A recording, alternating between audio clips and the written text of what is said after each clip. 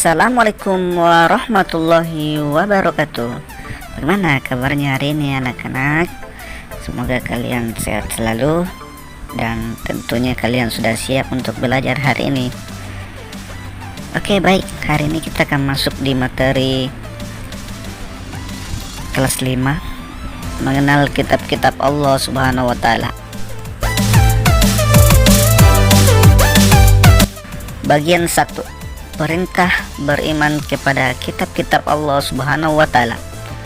Sebagaimana dalam Al-Quran pada surah An-Nisa ayat 136, yang artinya, wahai orang-orang yang beriman, tetaplah beriman kepada Allah Subhanahu wa Ta'ala dan Rasulnya, yakni Muhammad, dan kepada kitab, yakni Al-Quran, yang diturunkan kepada Rasulnya, serta kitab yang diturunkan sebelumnya.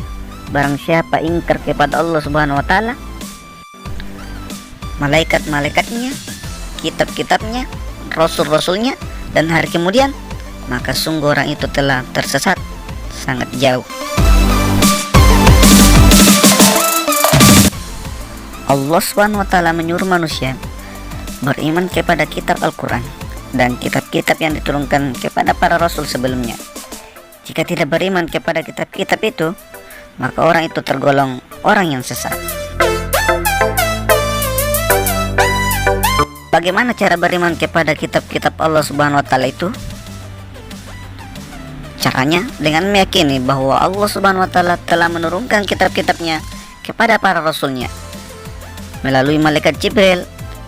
Kitab-kitab tersebut harus dijadikan pedoman hidup untuk menuntun dan mengatur cara kita bersikap dan berperilaku guna mencapai keselamatan dan kebahagiaan hidup di dunia dan akhirat.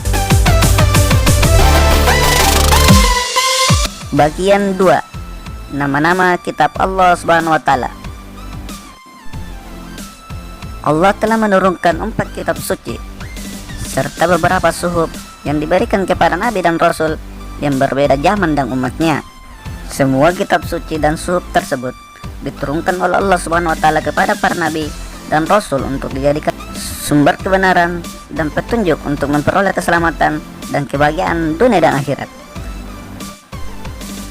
Kitab suci tersebut adalah sebagaimana dijelaskan berikut ini. 1. Kitab Taurat. Kitab Taurat diturunkan kepada Nabi Musa alaihissalam kurang lebih pada abad 12 sebelum Masehi di daerah Israel dan Mesir. Kitab Taurat menggunakan bahasa Ibrani. 2. Kitab Zabur. Kitab Zabur diturunkan kepada Nabi Daud alaihissalam ketika beliau menduduki tahta sebagai Raja Bani Israel pada abad 10 sebelum Masehi di tanah Kanaan. 3. Kitab Injil. Kitab Injil diturunkan kepada Nabi Isa alaihissalam pada sekitar abad 1 Masehi di daerah Yerusalem. Dalam bahasa Yunani, Injil berarti kabar selamat, pelajaran yang baru atau kabar gembira. 4.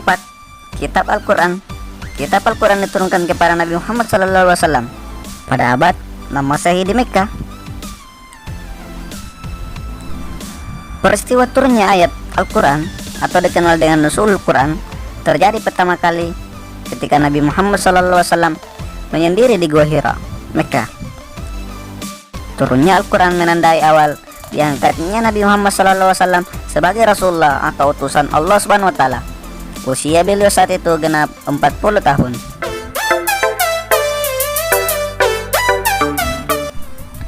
Al-Quran terdiri dari 114 surah, terbagi dalam 30 juz dan 6.666 ayat. Al-Quran diwahyukan selama kurang lebih 22 tahun, 2 bulan dan 22 hari. Al-Quran menyempurnakan seluruh hukum-hukum Allah Subhanahu wa Ta'ala yang terdapat dalam kitab-kitab yang diturunkan sebelumnya. Ia diturunkan untuk seluruh umat manusia sebagai rahmat bagi semesta alam, atau disebut juga rahmatan lil alamin.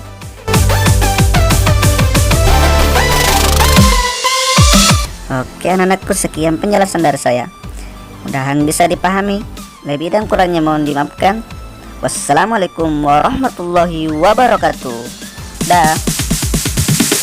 Sorry ass DJ.